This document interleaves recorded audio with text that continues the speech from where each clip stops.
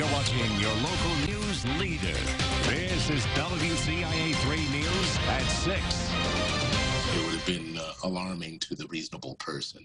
And I'm assuming some reasonable person saw that. Mass shooters are posting threats or violent content online ahead of attacking innocent people on a regular basis. This happened before shootings in Uvalde, Texas and Buffalo, New York in May.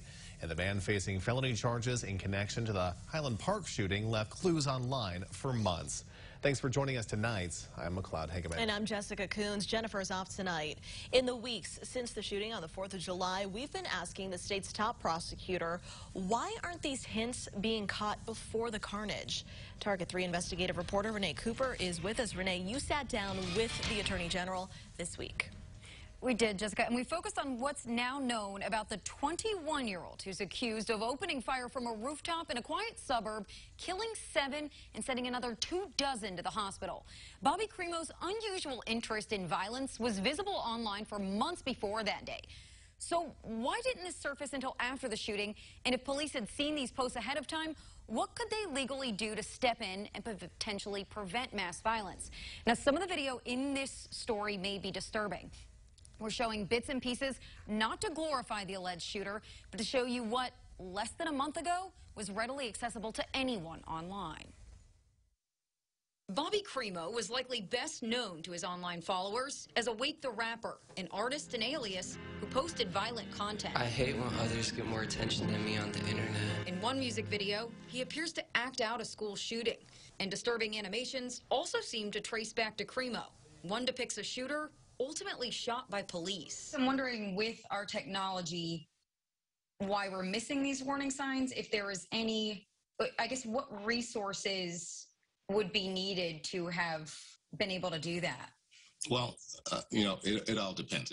You have millions, if not billions, of data points out there. And so while law enforcement certainly has a responsibility of being proactive, there's no way you can scan everything. Attorney General Kwame Raoul's office partnered with the National Threat Assessment Center, or NTAC, in 2019 to train teachers, administrators, and faith and other community leaders to spot the warning signs. If we simply focus on how to respond to a mass shooting, we're missing the boat. We have to intervene. As the chief of the NTAC, Dr. Lena Alathari sits at the helm of mass shooting research conducted by the U.S. Secret Service. The latest report shows the most consistent commonality among attackers is threatening or concerning communication ahead of time. And I think a lot of it stems also from their motivation.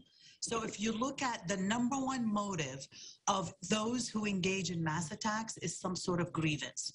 And that's typically related to a grievance of a personal nature. They feel wronged. And so when they are online, they are looking for connection with others. They're looking for those who will give them praise. Dr. Alathari says some become so immersed, they almost believe they live in these violent depths of the online world. And eventually they start to have a grievance with the physical space and almost want to punish the physical space. And that sort of feeds into why they carry out a mass attack. The lines of reality are often blurred for those digesting the content even.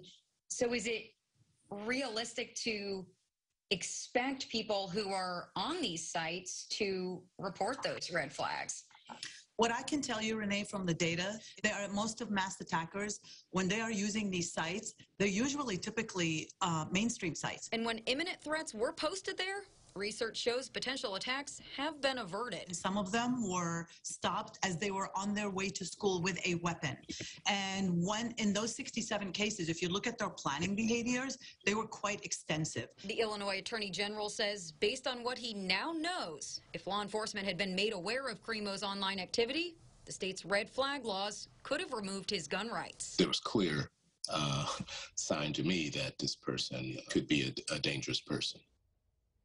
Now, although some private companies have created data scraping services, there isn't a governmental regulatory body that's overseeing the online world. And internet and data privacy laws haven't been penned since the 1990s. When asked, Raul told me the sites themselves hold some responsibility in continuing to feed young people more of the content they're already being negatively influenced by. And conversations are beginning to happen between attorneys general nationwide about the obligation of online platforms to self-police. Jessica, back to you. All right, Renee, thank you.